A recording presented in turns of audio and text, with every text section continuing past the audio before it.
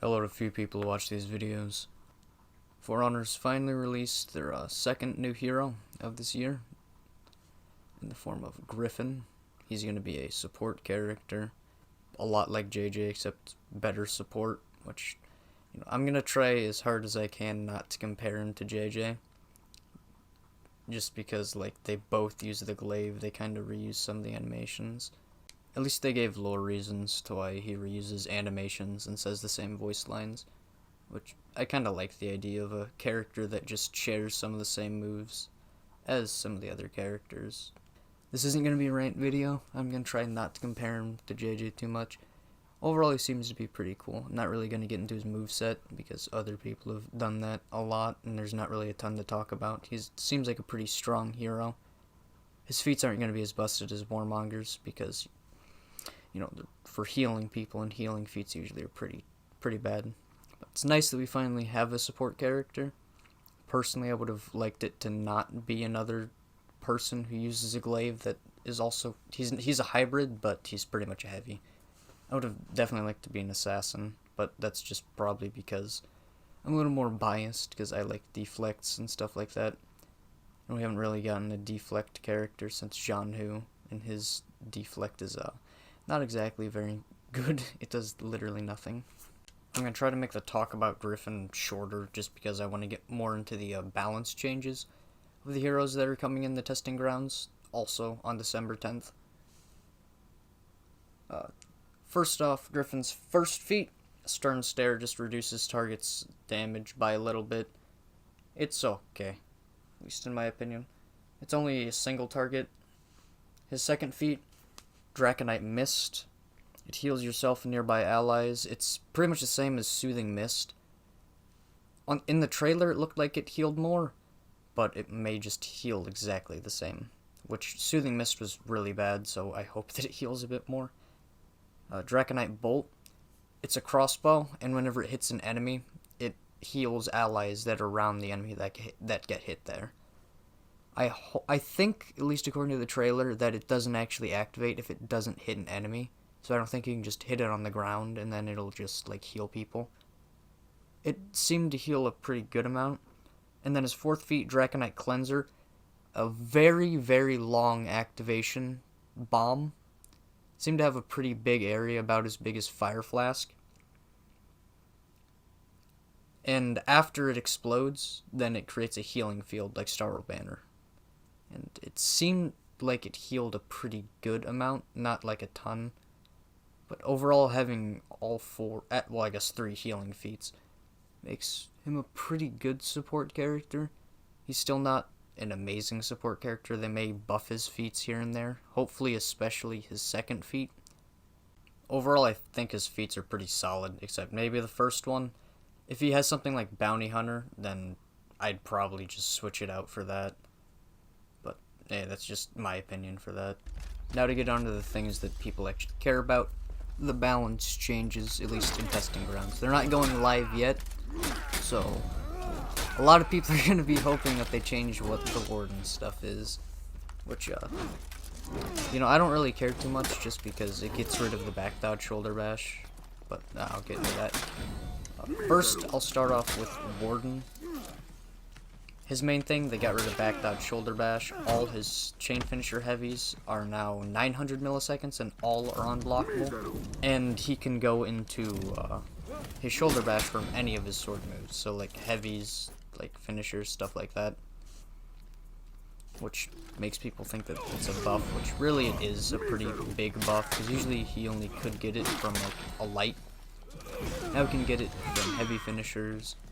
His zone. It's mainly the zone that's going to be the problem, though.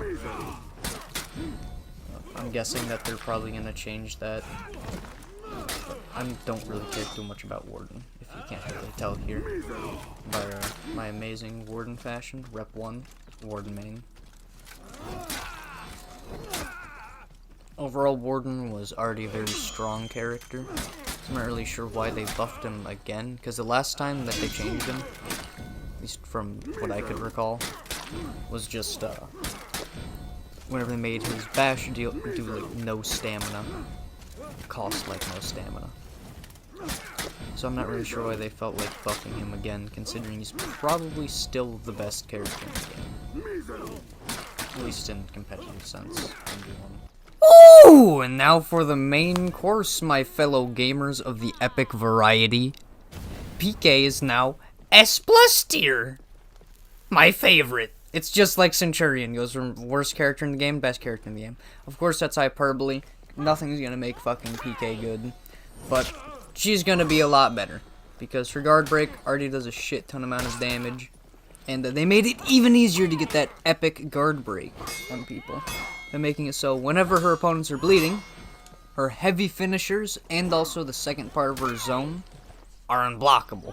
PK finally has an unblockable. So people actually have to try and fucking parry something. Instead of just waiting for your turn to be up, which is after the soft feint. Speaking of the soft feint and the bleed stab, now you can actually dodge cancel out of the recovery instead of sitting there like a jackass for like 3 seconds. Which is really nice. Because now you can actually like dodge attacks instead of having to like block it whenever someone's mindlessly pressing the right trigger, which is pretty much everyone. All of PK's heavies now do an additional 5 damage. Because her fucking side heavy before only used to do like fucking 14 or something. It was like 14, 16. It was really, really bad. It's probably 18. No, it wasn't 18 because that's how much it did with the damage buff whenever I was playing Breach. But yeah, PK now better. For some reason they made the deflect into a heavy. It's not really too much of a big issue. Other than people are going to accidentally get deflects whenever they decide to... Okay, no one's going to fucking play Peacekeeper. Let's be real. She used to be my first main. I ever, like, rep 14 or something. She's really fun to play. Now, like every other character in the game, whenever you parry PK's zone, it gives you a heavy parry. As well as the second hit of her zone, she can now soft feint into a guard break and also dodge cancel like her normal heavies, which I feel like is very nice because you don't just have either let the thing through, feint it into something that isn't shit, or do the bleed stab, you know? It actually gives you a little bit of the mix-up potential. That's pretty much it for PK. She's definitely going to be a lot better. Here's some of the freaking guard break damage. It's pretty fucking good, not gonna lie. Whenever she actually gets an unblockable, you know, she'll be able to do it. Does about that much. That's a lot of damage. Each health bar I think is like 20 something. Or almost 20, not sure. It's a lot.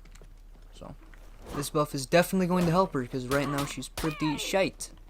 Shigoki, Shigoki, Shigoki, Shigoki, Shigoki, Shigoki. Okay, now that we're done talking about the only character that I care about in these buffs, it is time to go back to flaccid voice here. Shigoki got his hyper armor lights removed. Not the big surprise. What is big surprise is that Demon's Embrace no longer has armor.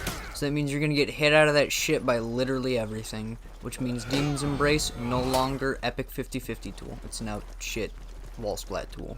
It gives you all your stamina back and some health. Yeah, it doesn't actually seem to be too shit. New option is a dodge forward heavy. It's very up.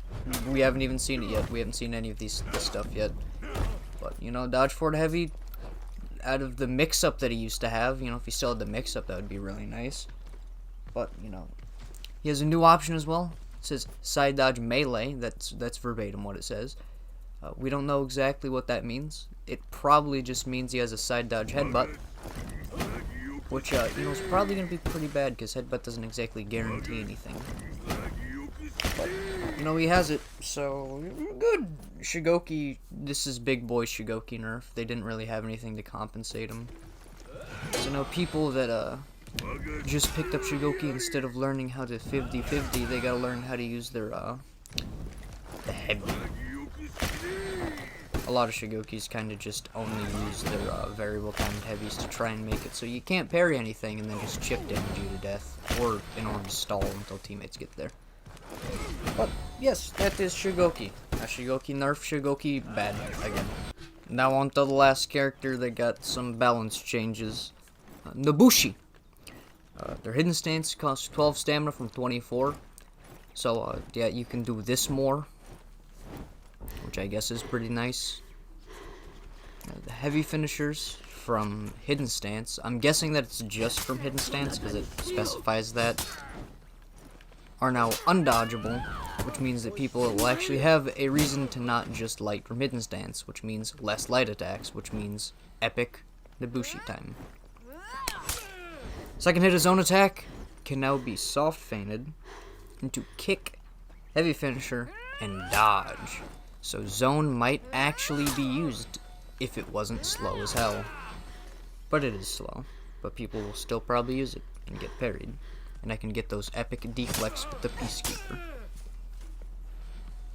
Zone attack first hit now costs 20 stamina. I overlooked that the first time that I read that. I do not like that. Ooh, 20 stamina zone attack. Well, I guess I do because it's slow. But, Cobra Strike now changed into heavy finisher. That's her light dodge attack. The reason that I said that they specified the undodgeable only on not Viper's Retreat, on Hidden Stance heavies, is because I feel like it would be really nice if she also had the undodgeable property on this as well as the next point where it says Sidewinder now changed into heavy finishers.